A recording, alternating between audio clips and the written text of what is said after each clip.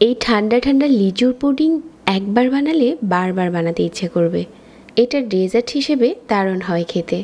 লিচুর স্বাদে গন্ধে একদম ভরপুর থাকে এই পুডিং। চাইলে একবার বাসায় ট্রাই করে দেখতে পারেন। খুব বেশি কিছু লাগে না, অল্প কিছু উপকরণ দিয়ে পুডিংটা বানানো যায়। আজকের পুডিংয়ের স্বাদটা দারুণ হয়েছে। পুডিং বানানোর জন্য আমি এখানে লিচু নিয়ে নিচ্ছি 20 থেকে 30টার মতো হবে। ডাঁটিগুলো কেটে পরিষ্কার করে ধুয়ে নিতে হবে। আপনারা চাইলে কিন্তু এই পর্যায়ে লিচুগুলো ডিপ ফ্রিজে সংরক্ষণও করতে পারবেন। এভাবে করে কেচি দিয়ে কেটে তারপর জিপলক ব্যাগে ভরে রেখে দিলে অনেক দিন পর্যন্ত ভালো থাকে। তো এখন লিচুগুলো পরিষ্কার করে ধুয়ে নিয়েছি আর খোসা ছাড়িয়ে নিচ্ছি।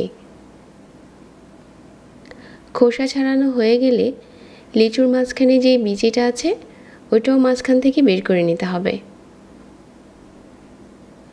সবগুলো লিচু খোসা ছাড়ানো হয়ে গেছে। এখন হচ্ছে আমি বিচিটা আলাদা করে নিচ্ছি আর এখান থেকে অর্ধেকের মতো নিয়ে আমি হচ্ছে ব্লেন্ডারে দিয়ে জুস করে নেব আর কিছু এরকম স্লাইস করে রেখে দেব। এগুলো আমরা পরে পুডিংয়ের উপরে দেব। আমি এখানে 2 কাপ পানি দিয়ে লিচুগুলো জুস করে নিয়েছি আর অবশ্যই ছেঁকে নিতে হবে। মিষ্টি করার জন্য চিনি দিয়ে দিচ্ছি হাফ কাপ, 2 চা চামচ আগার আগার পাউডার। এই আগার আগার পাউডারটা না দিলে এটা জমবে না। ভালো করে নেড়েচেড়ে মিশিয়ে নিচ্ছি। আগার আগার পাউডার আপনারা যে কোনো ব্র্যান্ডের নিতে পারেন আর এটা সুপার শপে কিনতে পাওয়া যায়। ভালো করে নেড়েচেড়ে মিশিয়ে মিডিয়াম আঁচে জাল করে নিচ্ছি।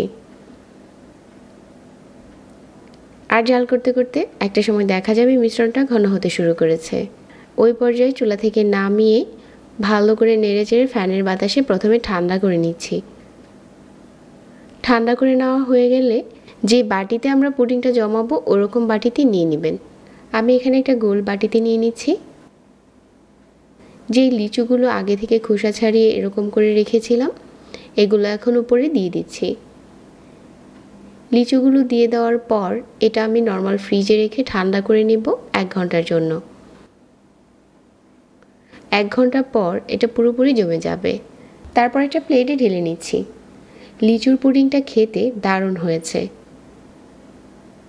এখন উপরটাতে একটু সাজিয়ে দিচ্ছি আর কেটে পরিবেশন করছি। খুব সহজ এটা বানাতে, আর এই গরমে তো ঠান্ডা পুডিং খেতেই বেশি ভালো লাগে। চাইলে এটা একবার বাসায় বানিয়ে দেখতে পারেন। খুব সহজ বানাতে আর খেতে হয় দারুণ। আশা করছি আজকের এই সহজ রেসিপিতে লিচুর পুডিংটি সবার কাছে ভালো লেগেছে। প্রতিনিয়ত নতুন রেসিপি পেতে পেজ ফলো করে রাখবেন। যারা সাথে ছিলেন সবাইকে ধন্যবাদ জানিয়ে আজকে বিদায় নিচ্ছি। আল্লাহ হাফেজ।